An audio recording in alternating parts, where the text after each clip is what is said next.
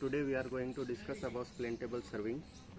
Plane table actually जो आपके सामने अभी दिख रहा है, this is the plane table and the basic principle of plane table serving is parallelism.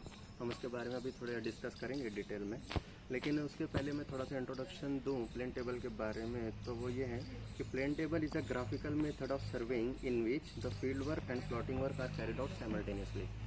अभी graphical method and field work दोनों एक दो डिफरेंट चीज़ें हैं।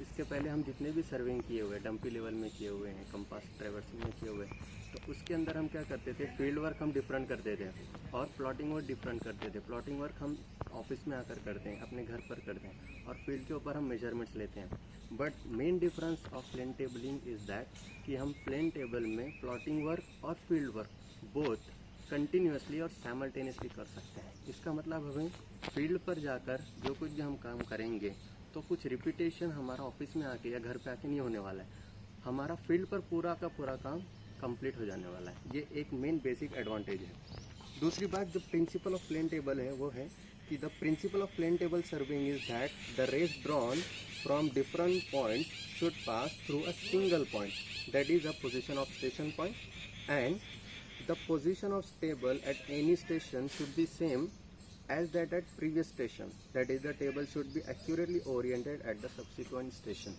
इसका एक बेसिक मीनिंग आम लैंग्वेज में जो हम बोलेंगे वो क्या है कि पैरेललिज्म। पैरेललिज्म मतलब क्या कि हमने यहाँ पर इस पोजीशन पे रहते हुए जो कुछ भी लाइंस ड्रॉ की हुई हैं, दूसरे स्टेशन पे जाने के बाद में उसकी पोजीशन सेम रहना चाहिए। यहाँ पर हमने जो हॉरिजॉन्टल लाइन ड्रॉ की इस पोजीशन पे, नेक्स्ट स्टेशन पे जाने के बाद में भी वो लाइन वैसे ही परफेक्टली हॉरिजॉन्टल रहनी चाहिए। यहाँ पर रहते हुए जो लाइन हमने वर्टिकल ड्रॉ की, नेक्स्ट स्टेशन पे जाने के बाद में भी वो लाइन परफेक्टली वर्टिकल रहना चाहिए, तभी हमारा यहाँ का वर्क नेक्स्ट स्टेशन पे कैरी फॉरवर्ड होगा। इसी तरीके से नेक्स्ट स्टेशन से अगले स्टेशन पे कैरी फॉरवर्ड होगा और इसी तरीके से हमारा पूरा जो स्टेशन है ये कंप्लीट होगा और सर्वे वर्क हमारा कैरी फॉरवर्ड होते हुए स्टार्ट से लास्ट एंड तक के कंप्लीट होगा। अगर ये हम मेंटेन नहीं करते कि फर्स्ट स्टेशन और सेकंड स्टेशन पे जो पॉइंट्स, जो रेज हमने ड्रॉ की है वो पैरेलल नहीं है, तो उसकी वजह से क्या होगा, हमारा वर्क कैरी फॉरवर्ड नहीं हो पाएगा, जिसकी वजह से हमारा वर्क एक्यूरेट नहीं होगा।